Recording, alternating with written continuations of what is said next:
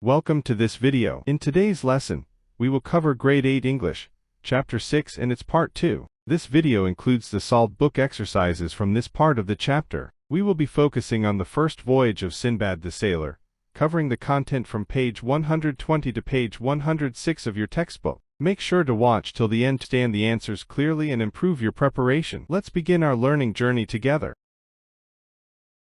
My father was a merchant of high rank and rich possessions.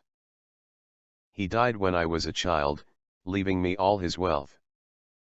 I lived in a sumptuous manner and continued this life for many years until, at last, the money started to finish off and I found with dismay that I had sunk into poverty.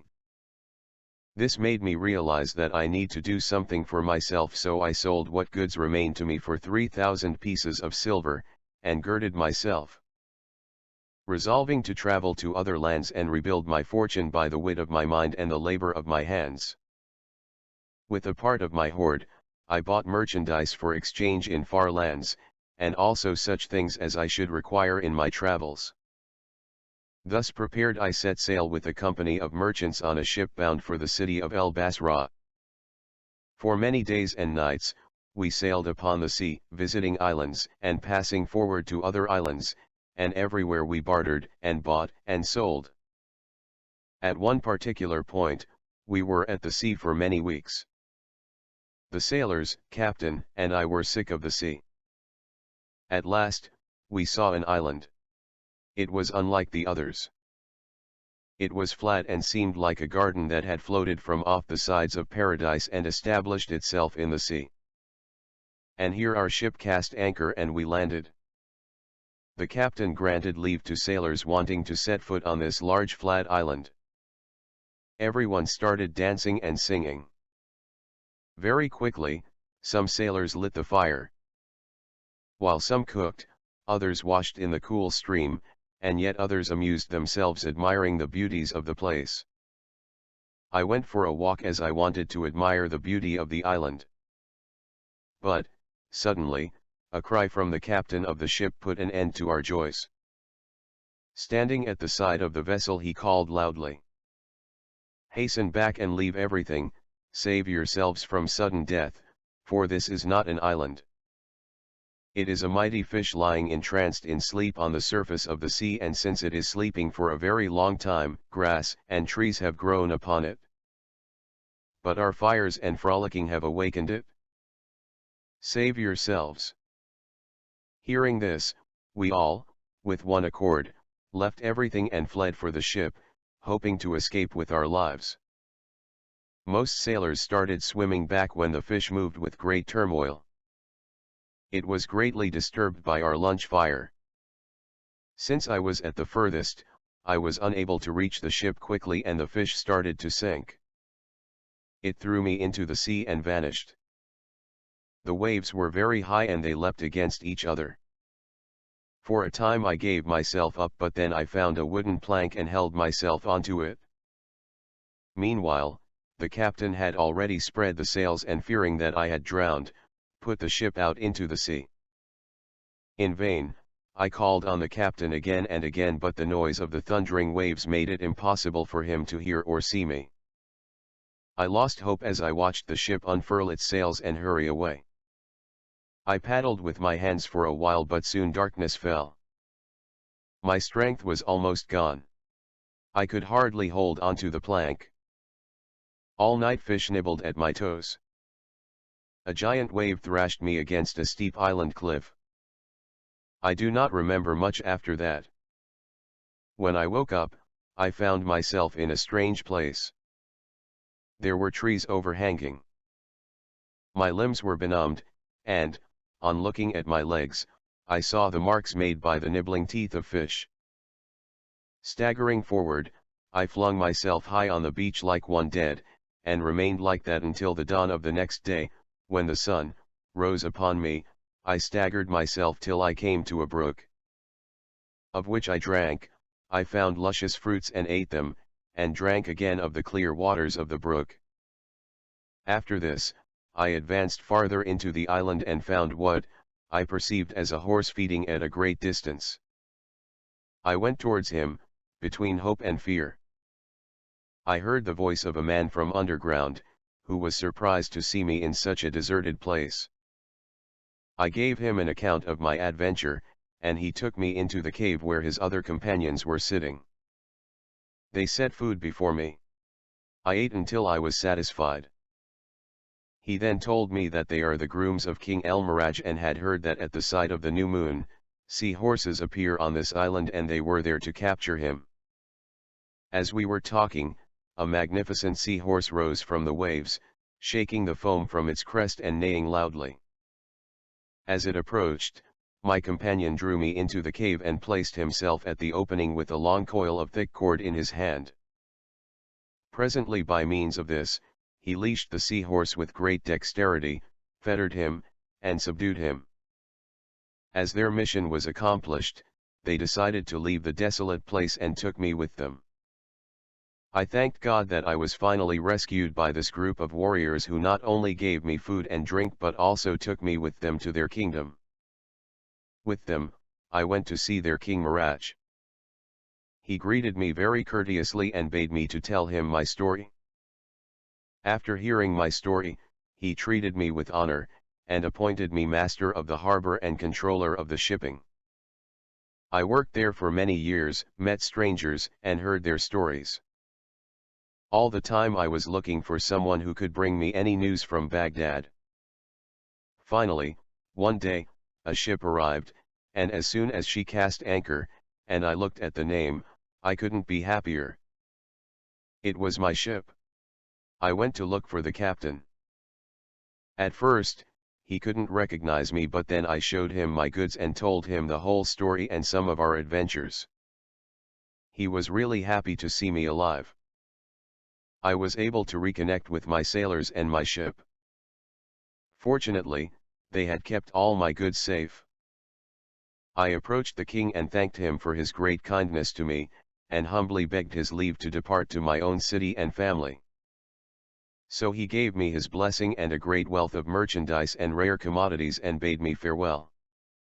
And soon thereafter, having stowed all my goods in the hold of the ship, I set sail with the others for Baghdad.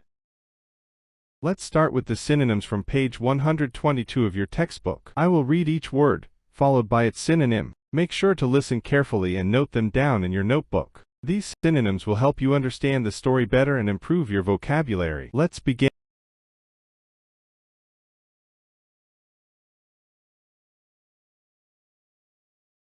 Now let's look at the answers for the synonyms given on page 122. The first word is sumptuous. The synonym for sumptuous is luxurious. The second word is turmoil. Its synonym is chaos. Next, we have stagger. A synonym for stagger is stumble. The fourth word is gigantic, which means the same as enormous. And finally, brook. The synonym brook is stream. These are the correct synonyms. Make sure to revise them, and use them in your own sentences to remember them better. Now, let's move on to part B, and the part C of the exercise, which is based on paragraphs 1, 2, and 3 of the lesson. The question asks you to find words from the text with meanings similar to the ones given. Are you ready for the answers? Okay, let's move ahead for answer.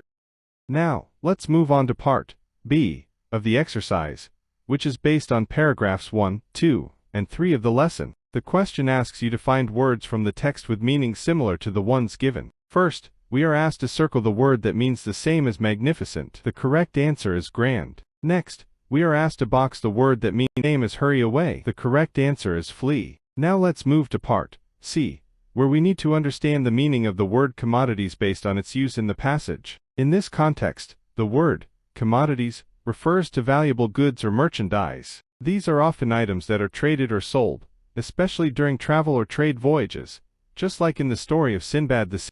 Now let's do the activity where we have to number the events in the correct order, as they happened in the story. Listen carefully and note the correct sequence. First, the captain grants leave to sailors wanting to set foot on the large flat island. Second, most sailors swim back to the boat after their lunch fire disturbs a giant sleeping sea monster. Third, Sinbad loses. He watches his ship unfurl its sails and hurry away. Fourth, a giant wave thrashes Sinbad against a steep island cliff. Fifth, Sinbad is rescued by a small group of warriors who give him food and drink. Sixth, Sinbad is reunited with his goods, which he sells for great profit before return. Make sure to write the numbers carefully in your textbook or notebook, and the sequence to understand the story's flow better.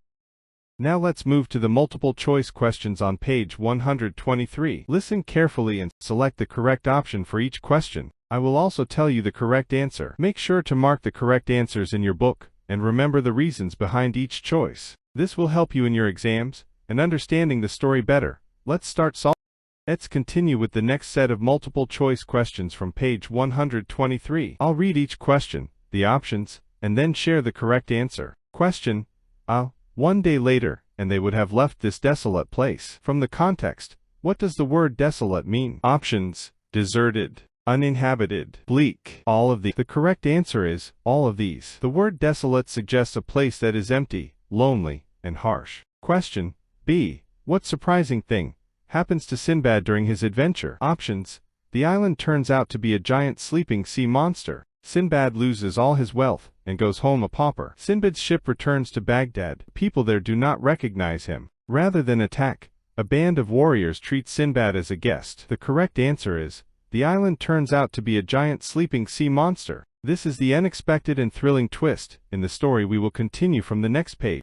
Let's continue with the next set of multiple choice questions from page 123. I'll read each question, the options, and then share the correct answer. Question C: who is the speaker or narrator in the passage? Options: the author, the ship's captain, Sinbad. None of these. The correct answer is Sinbad. He is telling his story in the first person. Question D: what does the author say at the end of the passage? Options: Sinbad is joyful to be reunited with his family and friends. Sinbad has become very wealthy. Once again, Sinbad has squandered all his wealth. Sinbad is about to have another adventure. The correct answer is Sinbad is about to have another adventure. This hints that the story will continue in the next part. That completes the multiple choice section. Keep revising these answers and try to understand why each one is correct. It will help you remember them for your test. Now let's complete the table on pages 124 and 125. This exercise asks us to write the correct form of the verb in both the present tense and the past tense. I'll read each verb along with its present and past tense forms. Please listen carefully and write the answers in the correct columns.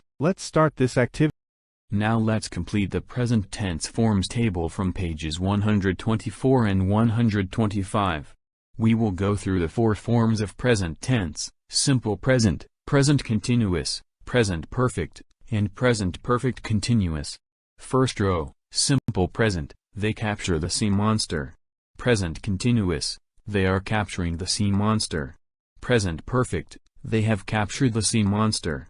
Present perfect continuous, they have been capturing the sea monster. Second row: simple present, I buy merchandise for exchange in far lands. Present continuous, I am buying merchandise for exchange in far lands. Present perfect, I have bought merchandise for exchange in far lands. Present perfect continuous, I have been buying merchandise for exchange in far lands. Third row: simple present, he spreads his sails and pursues his way. Present continuous, he is spreading his sails and pursuing his way. Present perfect, he has spread his sails and pursued his way. Present perfect continuous, he has been spreading his sails and pursuing his way. Fourth row: simple present, I see the marks made by the nibbling teeth of fish. Present continuous, I am seeing the marks made by the nibbling teeth of fish. Present perfect, I have seen the marks made by the nibbling teeth of fish. Present perfect continuous, I have been seeing the marks made by the nibbling teeth of fish. Fifth row: simple present, I roam the island and wonder at its beauty. Present continuous, I am roaming the island and wondering at its beauty. Present perfect, I have roamed the island and wondered at its beauty. Present perfect continuous, I have been roaming the island and wondering at its beauty. Now check your answers and make sure all the helping verbs and verb forms are used correctly. Practicing these structures will help you become a more confident speaker and writer in English.